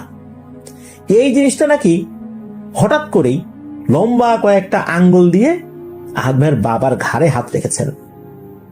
উনি বুঝতে পেরেছিলেন এই হাতটা স্বাভাবিক মানুষের হাতের তুলনায় অনেক বড়, কিন্তু এই জিনিসটার যেই দেহ, এটা কিন্তু একটা বামন আকৃতির মানুষের মতো, তার কিন্তু হাত এত বড় হওয়ার কথা না। ঘাড়ে হাত রাখার পরে নাকি ওই অবয়বটা বিকট একটা হাসি দেয় এবং মাথার পেছনে যে চুল থাকে আর কি, ঘাড়ের ঠিক উপরের দিকে, এই জায়গায় খপ করে ধরে চুল ধরে দিয়েছে টান। এরপরে উনি প্রচন্ড ব্যথা পান আর অচেতন হয়ে যান। কতক্ষণ উনি অচেতন ছিলেন ওনার সেই সময় জ্ঞানটা আর ছিল না। ওনার যখন জ্ঞান ফেরে তখন দেখেন যে উনি সেখানেই পড়ে আছেন, ওই অবয়বটাও নাই আর কাতল মাছটা ওনার আশেপাশে নাই। ওনার শরীরে যতটুকু শক্তি আছে তা দিয়ে উনি ওঠার চেষ্টা করেন এবং কোন রকমের সফলও হন। তো তখনই ওইখান থেকে আস্তে আস্তে বের হচ্ছিলেন, কিন্তু উনি চোখ খুলতে পারছিলেন না, বেশ এলোমেলো ভাবে হাঁটাহাঁটি করছিলেন। যখন ওখান থেকে বের হয়ে আসছিলেন তখন হচ্ছে এই আহাদ ভাই এবং জাহিদ ভাই ওনাকে দেখতে পান, তখন তাকে ধরে বাড়িতে নিয়ে আসেন। এটা যখন বলেছেন, এরপর এই আহাদ ভাইয়ের বড় চাচা আহাদ ভাইয়ের বাবাকে তো বেশ বকাঝকা শুরু করছেন যে তোকে বারবার বললাম যে ওদিক দিয়ে না আসতে, কথাই শুনলি না। তখন আহাদ ভাইয়ের বাবা বলেন যে হ্যাঁ আসলেই আমার কথা শোনা উচিত ছিল, আমি এগুলো বিশ্বাস করতে চাই নাই যে এরকম কোনো কিছু আছে ওইখানে।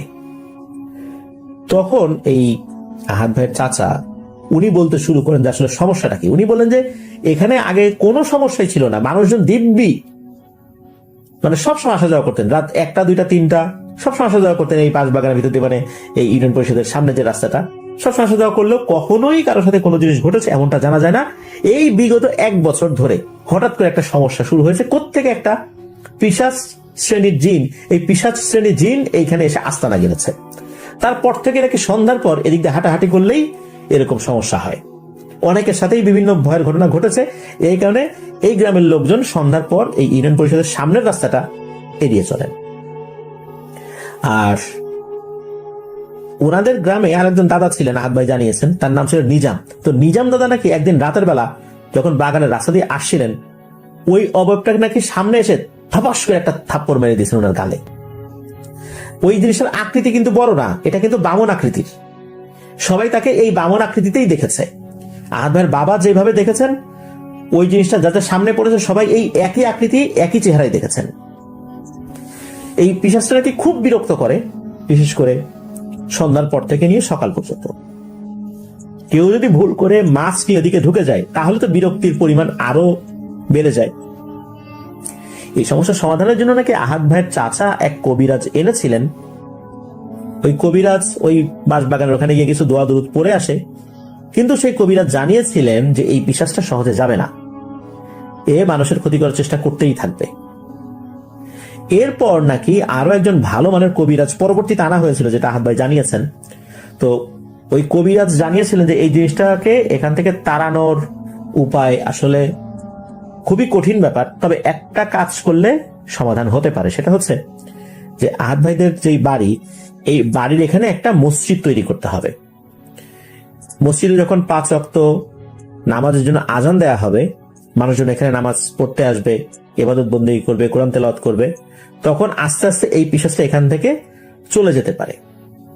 তো উনি এই পরামর্শ দিয়েছিলেন, সেই পরামর্শ অনুযায়ী পরবর্তীতে ওখানে একটা ছোট করে মসজিদ তৈরি করা হয়।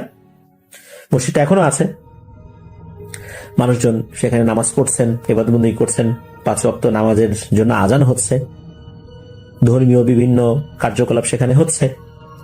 তবে মসজিদটা হওয়ার পর এই পিশাচের উপদ্রব অনেকটা কমে গেলেও মানুষজন সন্ধ্যার পরে ওই রাস্তাটা ব্যবহার এখন করেন, তবে খুব সাবধানে ব্যবহার করেন।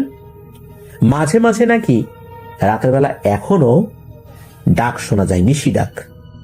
তবে 3 বারের বেশি ডাক না দিলে কেউ আর দরজা খোলেন না, এমনটাই জানিয়েছেন আব্দুল আহাদ ভাই। ধন্যবাদ জানাচ্ছি আব্দুল আহাদ ভাইকে।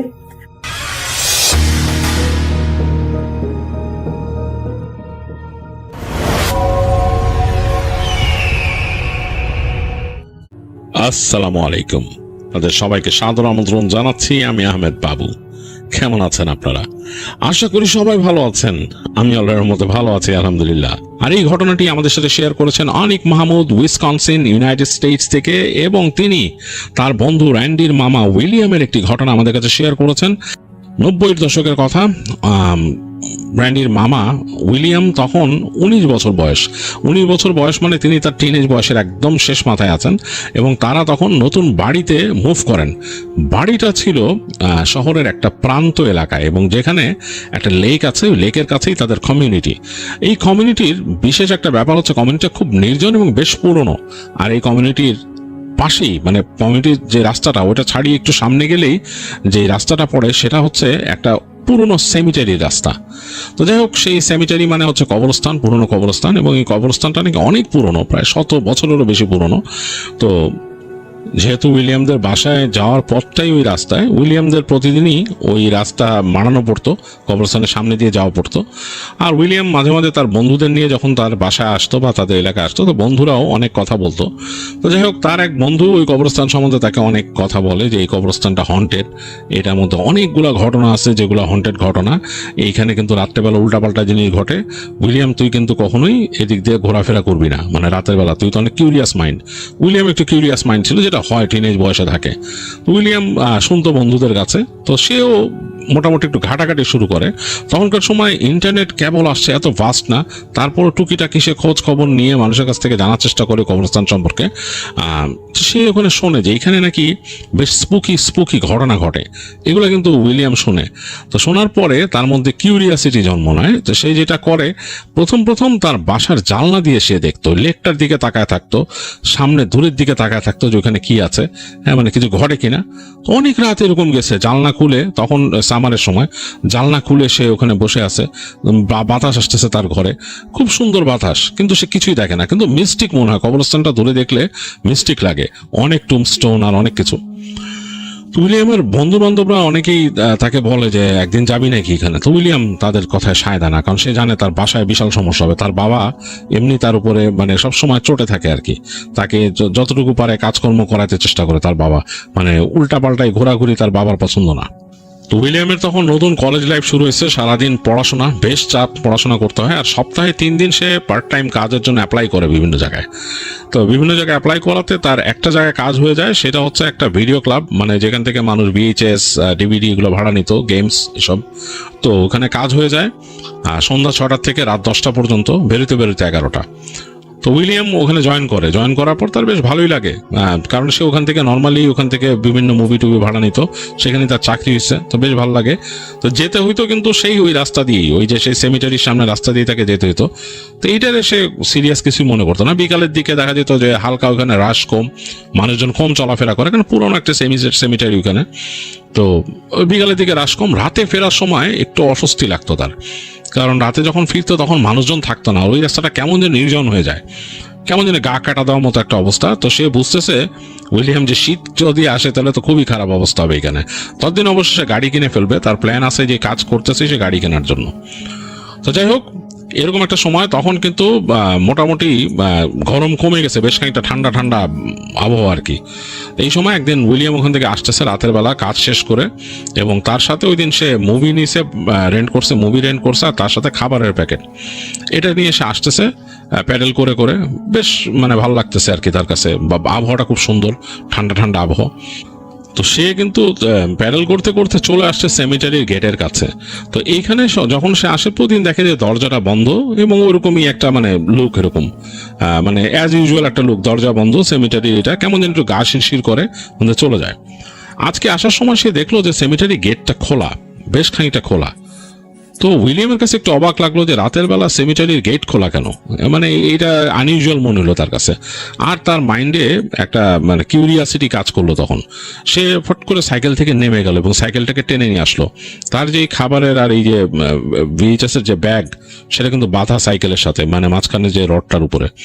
তো সে সাইকেল নিয়ে আস্তে আস্তে টেনে টেনে আসছে, সে দেখতেছে দরজা খোলা। ভিতরে উকি দিল, দেখলো অন্ধকার, ওই যে চাঁদের আলো হালকা পড়ছে, ওই পেভিং করা রাস্তা চলে গেছে। তো উইলিয়াম সাইকেল নিয়ে ঢুকে গেল ওই জায়গায়। সে আসলে মনে করেনি যে দরজা খোলা বা এটা কে খুললো, সে মানে কিউরিয়াসিটি থেকে সাইকেল নিয়ে ভিতরে ঢুকে গেছে। সাইকেল নিয়ে ভিতরে ঢুকে সে হাঁটতেছে, ডানে বামে তাকাইতেছে, কেউ নাই, মানে পুরা নীরব নিথর, রাতের বেলা পোকা ডাকতেছে এরকম। উইলিয়ামের কাছে আবার বেশ ভালো লাগলো, কারণ সে খুব হরর মুভি টুভি লাইক করতো। পুরো জনমানব শূন্য সেমিটারি, মানে কেউ নাই। রাতের বেলা চাঁদের আলো হালকা পড়ছে, চারিদিকে ছড়ায় আছে এবং গাছগাছালের ছায়া পড়ছে। এবং সেই যেখান থেকে মানে নামতেছে উঁচু জায়গা, সেই জায়গা থেকে নিচের দিকে কিন্তু দেখা যাচ্ছে লেকটা চকচক করতেছে। এবং এই লেকটাই কিন্তু তাদের যে কমিউনিটি ওটার মধ্যে সাইড দিয়ে গেছে। তো সে দেখতেছে ওখানে চাঁদের আলো লেকের পানিতে চকচক করতেছে। তো তার কাছে বেশ মানে ভালো লাগলো এবং সে এখানকার সম্পর্কে অনেক ঘটনা পড়ছে। এই সেমিটারি সম্বন্ধে অনেক ঘটনা পড়ছে যে এটা সম্বন্ধে অনেক রকম স্পুকি ঘটনা প্রচলিত আছে। তো উইলিয়ামের মনে হলো গেট যখন খোলা পাইছে, আমি যখন ঢুকছি আমি একটু সাইকেলটা চালাই। এখানে রাস্তাটা কিন্তু চিকন চিকন রাস্তা, খুব সুন্দর। তো উইলিয়াম করলো কি, তার সাইকেলের সামনে ল্যাম্প ছিল, মানে একটা ফ্ল্যাশ লাইট এরকম সে একটা ক্লাম দিয়ে আটকে রাখতো। ফ্ল্যাশ লাইটটাকে অফ করে দিল, দিয়ে সে আস্তে আস্তে সাইকেলটা সামনে ঠেলে প্যাডেল মারা শুরু করলো। উঠে গেল সাইকেলে। সাইকেলের এই যে চাক্কার একটা শব্দ, ওইটা ছাড়া আর কোনো শব্দ নয়, ওইটাই শব্দটা পাচ্ছে। আর সে কেট কেট কেট কেট কেট শব্দ করে সামনে যাচ্ছে। তো যেতে যেতে সে একটা দেখলো সার্কেল, এরকম গোল সার্কেল, ওটার মাঝখানে একটা এরকম বড় একটা স্ট্যাচু, বেশ বড় স্ট্যাচু, অনেক ভারী, অনেক বড়। এবং কেমন যেন স্ট্যাচুটা চাঁদের আলো তো দেখতেই ভয় লাগে ওখানে বসানো, এবং খুব রিয়েলিস্টিক মনে হয়। এবং ওই স্ট্যাচুর নিচেই একটা বড় একটা টুমস্টোন, কোনো একজনের সমাধি সেখানে। তো ওইটার পাশ দিয়ে সে ঢুকলো। টেম্পারেচার মনে হলো আরো খানিকটা এখানে ফল করছে। তো উইলিয়াম ওখান থেকে ঘুরে একদম একটা সার্কেল করে যখন নাকি বাদিক দিয়ে ঢুকছে আরেকটা রাস্তায়, সেখানে ঢুকতে সে শব্দ পেল। মনে হলো যে কতগুলা মানে বাচ্চা কাচ্চা যদি মানে হাসি তামাশা করে, দুষ্টমি করে, মানে কোলাহল করে, সেরকম একটা শব্দ। সে চিন্তা করলো এখানে কারা ঢুকছে, এখানে কি কোনো গ্রুপ অফ কিডস ঢুকছে নাকি, দরজা তো খোলা পাইছে। তো সে করলো কি, সাইকেলটা আস্তেই করে আরেকটু সামনে নিয়ে চিন্তা করলো যে এখানে যদি তাকে আবার সাইকেল সহ কেউ দেখে কি সমস্যা হবে, বা এখানে মানে কারাই ঢুকছে আমি তো দেখতে পাবো না। তো সে সাইকেল থেকে নেমে গেল, নেমে দেখলো যে সামনে একটা উঁচু জায়গা, মানে দুই পাশে এরকম দেয়ালের মতো প্রায় 2-3 ফিট মতো উঁচু হবে জায়গাটা, পাশে আবার ঘাসের লন। তো সে তার সাইকেলটাকে আস্তে করে ওখানে শোয়া রাখলো এবং তার যে ওই খাবারের প্যাকেট ট্যাকেট ওগুলো শোয়া রাখলো, মানে পুরো সাইকেলটাই ওখানে শোয়া রাখলো দেয়ালের পাশে। আর সে তার ওই ক্লাম থেকে তার ফ্ল্যাশ লাইটটা খুলে নিল, নিয়ে সামনের দিকে যাচ্ছে। মূল কারণ হচ্ছে ওই যে শব্দ পাইছে সে, বাচ্চা কাচ্চার যে হই হুল্লোড় টাইপের। চিন্তা করতেছে যে এই শব্দগুলো যে পাচ্ছে মনে হচ্ছে কিশোর কিশোরী সব, এরা এত রাত্রেবেলা এখানে ঢুকছে কেমনে। আবার চিন্তা করতেছে এরা কি মানে অ্যাডভেঞ্চার প্রিয় কিডস, এরাই কি এখানে ঢুকে মাঝে মাঝে এরকম এসে।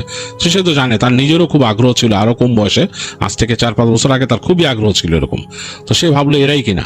রাত্রেবেলা তো মানে জায়গাটা তো খুব সুন্দর লাগতেছে তার কাছে, মানে খুব সুন্দর, বাতাসটা ঠান্ডা ঠান্ডা, এখানে টেম্পারেচার আরো কমে গেছে।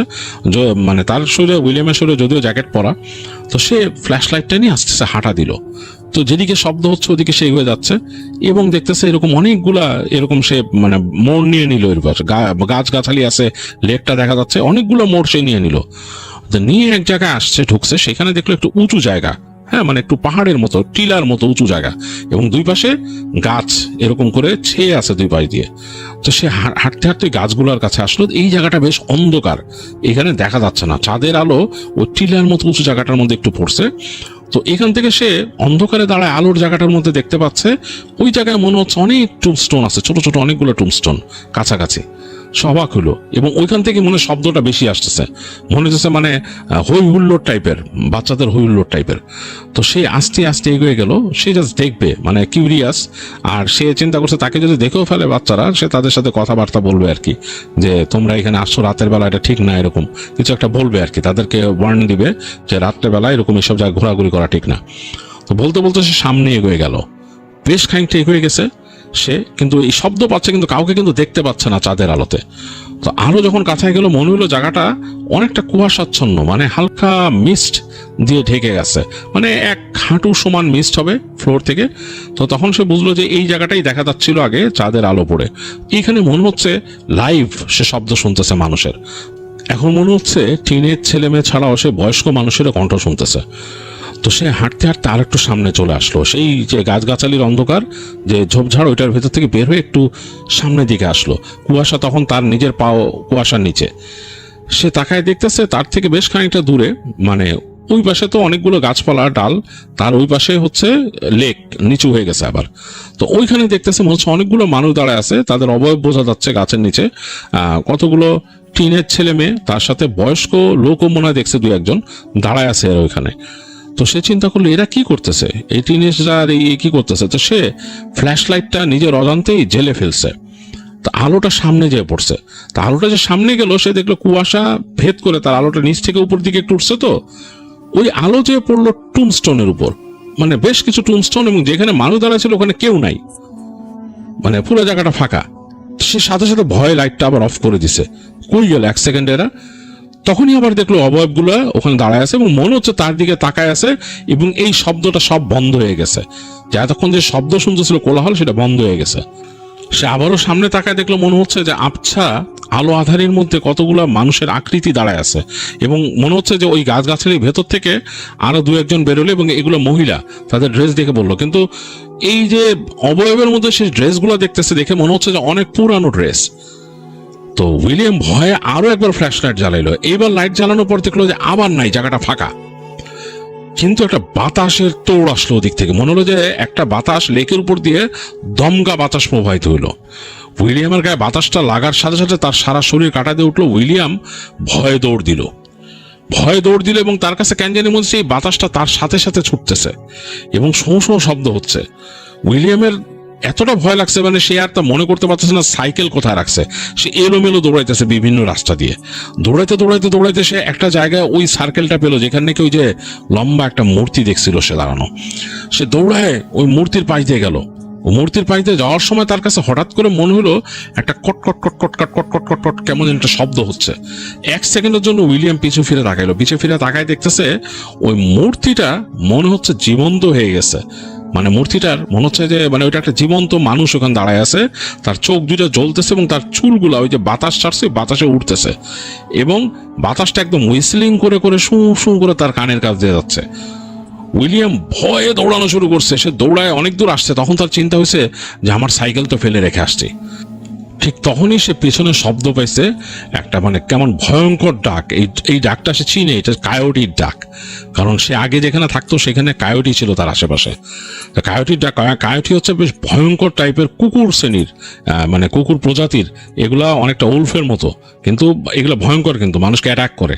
সে কায়োটির ডাক শুনে সে ভয়ে আর সাইকেলের কথা চিন্তা করলো না, সে প্রাণ নিয়ে দৌড় দিল। দৌড়াইতে সে চলে আসছে একদম তার ওই সেমিটারি যে গেটটার কাছে। এসে দেখতেছে সেমিটারি গেট বন্ধ, মানে সে যে খোলা দেখছিল এটা খোলা না, এটা বন্ধ, কিন্তু উপরে কিন্তু বেশ ফাঁকা আছে। উইলিয়াম ভয়ের চোটে ঝাঁপায় পড়লো গেটের উপরে। গেটের উপর সে হাঁচড়ে পাঁচড়ে পা ঠেকায় কোনো মতে, লোহার গেট ছিল, উপর দিয়ে উঠে ওই পাশে পড়লো। দেখলো তো তার হাত একদম ছড়ে গেল ওইখানে লেগে, প্রচন্ড জ্বলুনি উঠলো, কিন্তু তার ওইটা দেখার সময় নেই। সে ওখান থেকে ঝেড়ে দৌড়াচ্ছে, মানে তার চিন্তা হচ্ছে যে সে একদম তার বাসায় পৌঁছাইতে হবে। বাসা এখনো বেশ খানিকটা দূরে। তো দৌড়া যাচ্ছে, সে শব্দ পাচ্ছে যে তার হাতের বাঁ পাশ দিয়ে কিন্তু ওই পাশে ফেন্স, এবং ফেন্সের ওই পাশে মানে সেই সেমিটারি ফেন্স কিন্তু ওই পাশে, ফেন্সের ওই পাশে সে কায়োটির শব্দ পাচ্ছে। তো সে দৌড়াইতে এক সময় শেষ মাথায় এসে তাদের যে কমিউনিটি, তাদের যে বাসা মানে বাড়ির যে কমিউনিটি, ওইটা তো গেট পাইলো। গেটের কাছে কোনো সিকিউরিটি নাই। খুব অবাক কাণ্ড, সে রাতের বেলা মাঝে মাঝেই এখান থেকে সিকিউরিটি থাকে না। যাই হোক, সে দৌড় দিয়ে ঢুকে গেল। দৌড়াইতে সে চলে আসলো তাদের বাসার সামনে। তো বাসার সামনে তাদের দরজার আগে বেশ খানিকটা জায়গা তো ফাঁকা আছে, ওই জায়গায় মানে উঁচু, মানে ছোট করে একটা ঘরের মতো আর কি, সেখান থেকে ঢুকে তাদের দরজা খুলতে হয়। তো ওইখানে দাঁড়ায় সে পেছন ফিরে তাকায় দেখতেছে হু হু করে বাতাস বইতেছে তাদের বাইরে। ওখানে একদম পাতা টাতা সব উড়াই নিয়ে যাচ্ছে, মনে হচ্ছে যে ঝড় আসলে যেরকম হয় সেভাবে পাতা টাতা সব উড়াই নিয়ে যাচ্ছে ওদিকে। সে প্রচন্ড ভয় পেয়েছে। উইলিয়াম তাড়াতাড়ি কোনো মতো দরজাটা খুলছে, তার দরজা খুলে বাসার মধ্যে ঢুকে দরজা লাগাই দিল। তো সে লিভিং রুমে, তার বাবা মার বেডরুম হচ্ছে ডান দিকে আর তারটা বাঁ দিকে, সে আস্তেই করে মানে তার রুমে আসলো। তার রুমে এসে জিনিসপত্র রাখলো। তার রুমের জানলা দিয়ে কিন্তু বাইরে দেখা যায় পার্কিং লট, এবং তার রুমের জানলা দিয়ে কিন্তু বাইরে পিছনে ওই যে গাছপালা, লেক, এগুলো দেখা যায়। তো ওখানে যে সে ভয়ে তার রুমের মধ্যে হালকা করে বাতি জ্বালছে, জেলে ওই পর্দাটা একটু সরায় সে দেখতেছে বাইরে কি। দেখলো যে অনেক বাতাস বইতেছে তার ঘরের বাইরে, মানে তাদের ওই লট দিয়ে অনেক বাতাস বয়ে যাচ্ছে। আর তারপর সে দেখলো যে তাদের যে বাসার বাইরে যে ফেন্সটা, মানে তাদের যে এই পার্কিং লটের পাশে একটা ফেন্স আছে, ওই ফেন্সের ওই পারে কিন্তু বেশ খানিকটা জায়গা, এবং তারপরে কিন্তু লেক ওদিকে।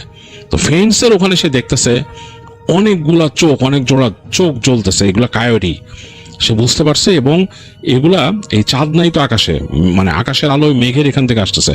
সে বুঝতে পারতেছে এই কায়োটিগুলোর গায়ের রং ডিফারেন্ট, অনেকটা কালচে টাইপের, এবং এগুলো অনেকগুলা, মানে কত জোড়া চোখ সে গুনতে পারে না, এগুলো তাকায় আছে ঠিক তার অ্যাপার্টমেন্টের দিকে। তো উইলিয়াম বেশ ভয় পেয়েছে, সে তাড়াতাড়ি পর্দাটা টেনে দিয়ে সে চুপচাপ তার বিছানায় বসে রইল।